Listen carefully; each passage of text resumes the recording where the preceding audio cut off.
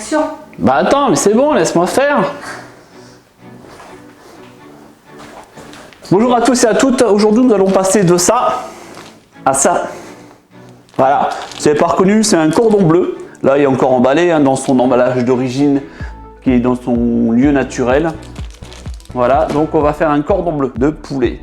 Pour ça, nous aurons besoin de sel, d'un poulet, de poivre, de jambon ou de bacon, de fromage et d'une poêle culottée. Pour voir le culottage de la poêle, je vous mets en description dans le lien.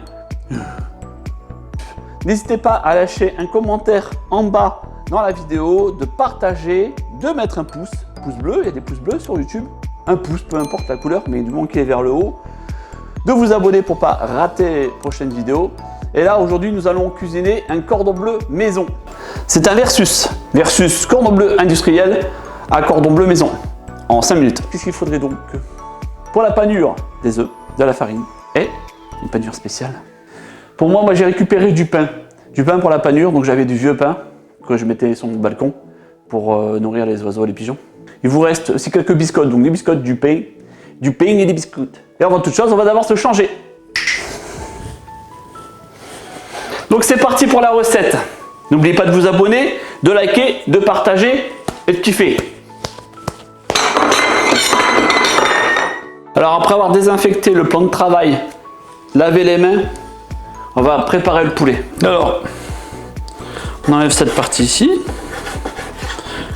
on réserve. Hop, cette partie-là pour le minou, le gras, tout ça. La partie la plus délicate.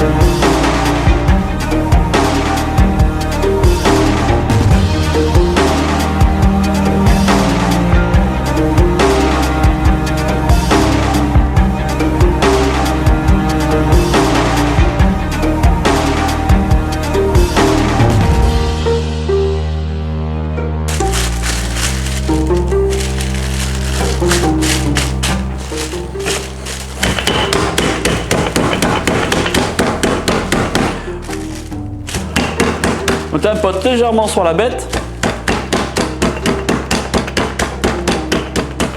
pour casser un peu les fibres du poulet.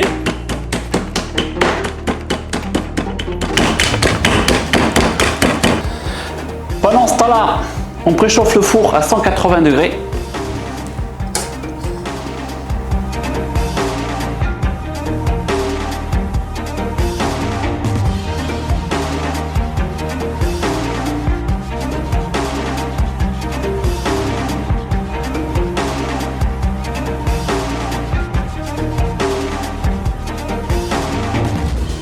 Là, une tranche démontable. Alors pendant que le four continue de préchauffer, on va réserver nos poulets au frais et on va préparer la panure. Ça ne sert à rien de jeter. Le pain, on ne le donne pas aux canards, c'est pas bon pour leur santé. Le pain qui reste, on en fait soit du pudding, soit de la chapelure. Bon, en l'occurrence, il me restait quelques tartines. J'ai fait de la chapelure avec et 2-3 biscottes avec. Voilà, ça donne cette petite couleur. Voilà.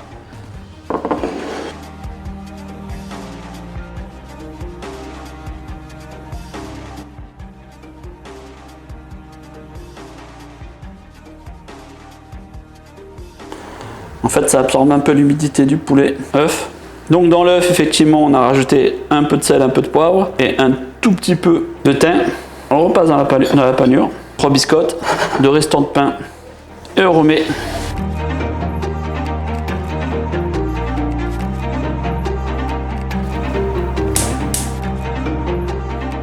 Mets un peu d'huile Il me restait de l'huile dans une casserole hein, parce que je m'en étais servi tout à l'heure. Donc l'huile, pour pas la jeter, je m'en sers pour graisser légèrement ma poêle qui a été culottée.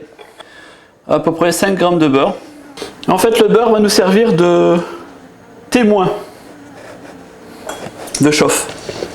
Voilà. Dès qu'on entend crépiter, commence à mousser. Cuisson à peu près 3 minutes, 4 minutes de chaque côté. Alors, pas de fourchette, pas de couteau, uniquement que des choses qui ne raillent pas. Cuillère en bois, spatule, pince, le poulet poulettisé et on finit au four. Ah, c'est une poêle qui va au four. Attention, en manche en fer. On a cuit là du coup l'extérieur, la panure, pour avoir une belle coloration. Et ensuite là on est en train de cuire à l'intérieur de la bête. Voilà, voilà. Les poulets font en moyenne 130 grammes, voire 170 grammes en moyenne. Vous avez vu, par personne, ça fait une belle dose. C'est pour une personne, voilà. On peut l'accompagner de purée, des frites aussi, maison. Là, vous avez en description aussi la recette des frites belges, des véritables frites belges à 2 voire 3 cuissons. Donc attention à la poêle.